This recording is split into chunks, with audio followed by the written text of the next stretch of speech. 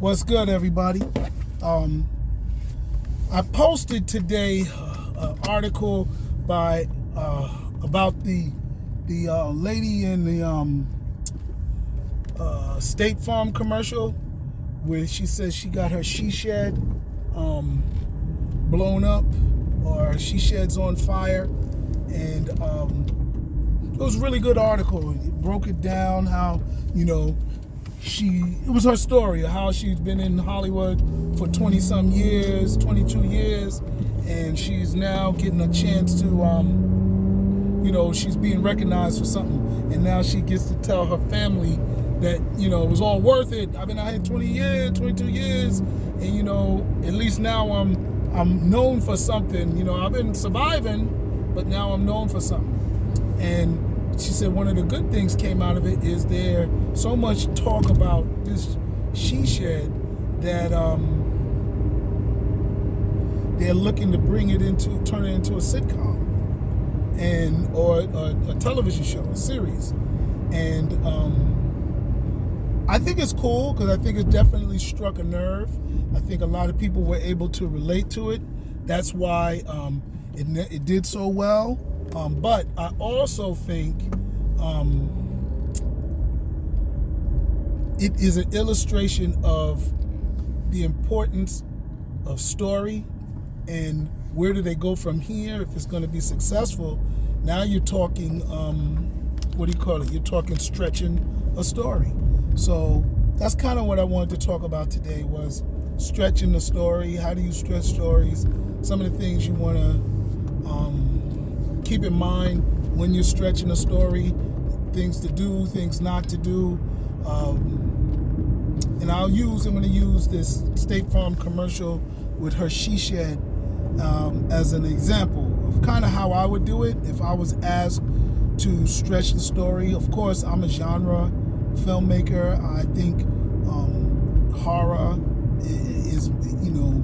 is my illustration, so I'm going to give you a horror element of it. I mean, not that I can't write drama. My second movie, Gold Digger Killer, my first book was urban drama, urban fiction, street lit, you name it. And so I certainly know that because that was one of my better books. Actually, all good. You don't want to talk too much about one book, but no, it was a good book, and it was definitely a good movie. So how can I say, when I think of horror, if I was to take this State Farm commercial, and mind you, one of the things that I'm working on is currently taking a short story that I wrote, and I thought in my head, because where else do you think of stuff? But in my head, I thought of a story, didn't never write it down, and I was always telling people, and now I'm writing it into a short film. And I wanted it to be a little longer than what it is. However, it was such a tight short story that I don't want it to lose its integrity. And that's one of the things you got to be concerned with. With the State Farm commercial, it's not necessarily a stretch. What you're doing with the State Farm commercial is you're building on, right? The State Farm commercial has a really good premise. It could be your backup story. It could be the theme song, like Fresh Prince of Bel-Air. Here's a little story of I Want to Be Sold. How I ended up in L.A. He got in trouble in his neighborhood, and then he had to go live with his uncle. So the State Farm commercial could build off of that. That could be your opening. Here's a story of a man named Brady, and so now every week you're looking at this Cheryl she shed family. Now, does she get a new she shed, right? How is the husband dealing with the new she shed?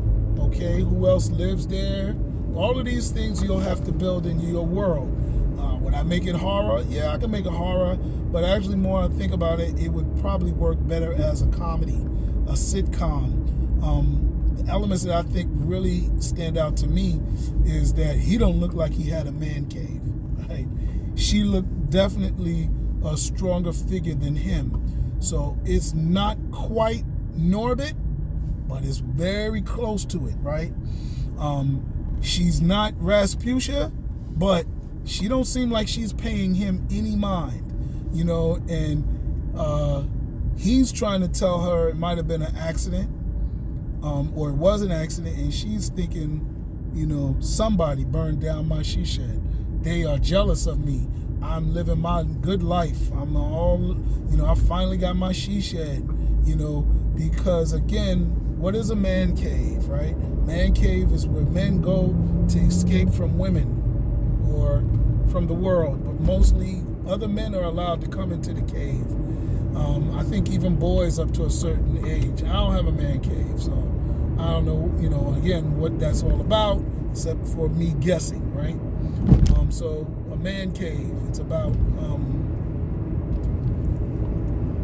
escaping from the world, being in a masculine world. So now we're dealing with this flip society where this woman has a she shed. Now, does he look like he bought her the she shed? Nah, I don't think so.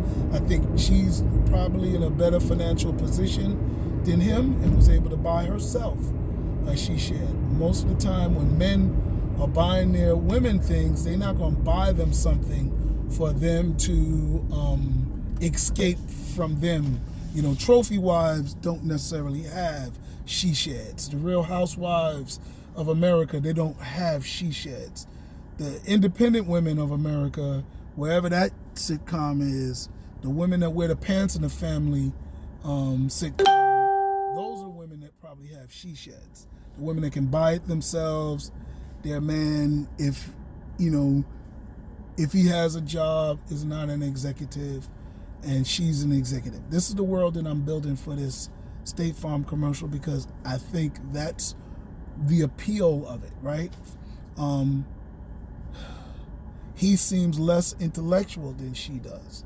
Now, I'm making them a couple, right? Could be her brother. That's easier, but I just think where we're going in America with women making a lot of money and calling shots, I think it'll be more likely, I'm not going to say which is better because I don't know if it's better, but more likely that it's a couple. And, she's just stressed out in the world.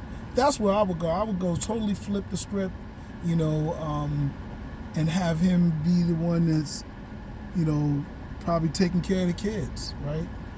And she's out working every day, and she needs to escape. She needs her she shed. Now, I don't know what the she shed will look like, what they do in the she shed. Whoa, now we're getting really crazy. But, you know, I'm not going to say she's bringing men into the she shed with her. That would be crazy, but I don't think men bringing women into their man cave is necessarily not ever going to happen, right? Just their wives don't know anything about it. So if she brings a man into the she shed, her husband won't know anything about it. But if anything, you know, they probably ain't going to push the envelope too far. They probably just keep it her having the she shed and having some girls over for some tea.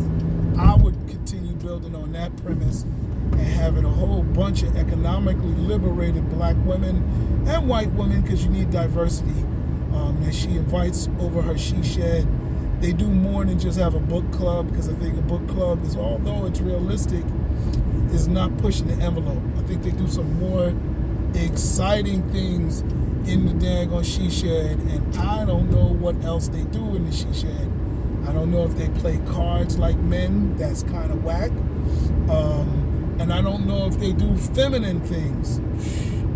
You kill me. I don't know. I think, you know, women that are making money and the breadwinners are still defining what they do when they are amongst each other themselves. Do they drink wine? Yeah. But that's enough. Wine and gossip, you can go get you but so far, you know.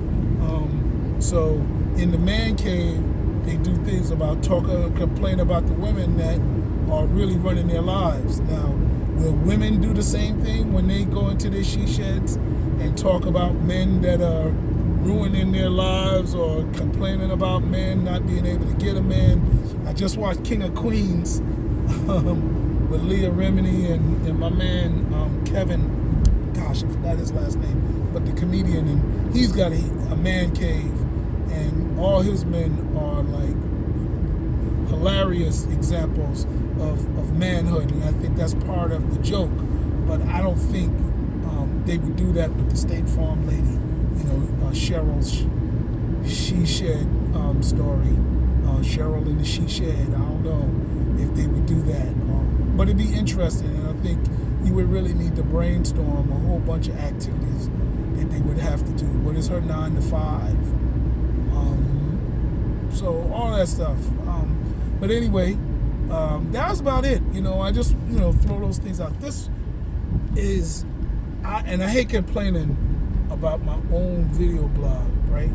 But this blog is just a blob, blah blah blah, vlog, all right? It's just me talking. So if you don't mind listening to me talk, I'm going to do this. These are the conversations that I have in my head. These are the conversations that I think writers have in their heads. Of course, they come to decisions, and you don't see all of this because it's hard to see what a person is thinking, except studying their notes. So if I ever become something more than I already am or already was, this would become more important than it already is. And this would be really good insight on my mind, so if we ever had to examine it. But this is how I think. This is the contributions that I bring to the not just the literary table, but to the writer's table. If we have a writer's table, yeah, these are the questions, because I've always been taught that good stories answer all the questions. And in order to answer all the questions, you got to think of all the questions. So before you write your story or write your answers, you got to brainstorm on all of the questions that people are going to have and ask about She Shed. And or the particular project, story, right? The other thing, you want to ask is, okay, do they catch who burned down the She Shed? Now, that's a real short storyline. Even if you can drag it out like they did The Fugitive, that becomes a whole nother genre. You understand? They could wrap up who burned down the She Shed in the first episode. I don't have a problem with it being an episode, but you don't have to be the theme of the show. The theme of the show can be this family who happened to have a she shed burned down in their house. Now, is it like Green Acres, where they end up finding something buried in the bottom of the she shed that changes their economic status? Yeah, you can go with that and say, wow, it wasn't until the she shed burned down did we realize that our house sat on top of a lot of oil, and now we live in Beverly Hills, and Green Acres is a place to be. You can go that route. That's fun. That's different. Wow, but it's not what people are expecting, and you don't necessarily have to go that far. So I laid out some things that I think they could get into, or I would get into, the questions I would ask if I was to write a story stretch. It's really not a stretch. I did that in another video, talked about stretching stories, same outfit, because I figured let me do 2 videos. I was stuck in traffic. But this one is really just about expanding on a small story, and what I would do if I was given the project to make a sitcom out of Cheryl's She Shed burning down. Now, I think I would definitely not deal with before the She Shed and lead up to the She Shed. I think that's too much. If anything, a little bit, maybe again like the first episode, but I think just living in the world of this woman having a She Shed is good enough. And then lastly, my last point, damn, I forgot what it was. So anyway, let me just wrap it up. If I think of it, I'll do it on another blog. But all right, we good? Talk to you later. Peace.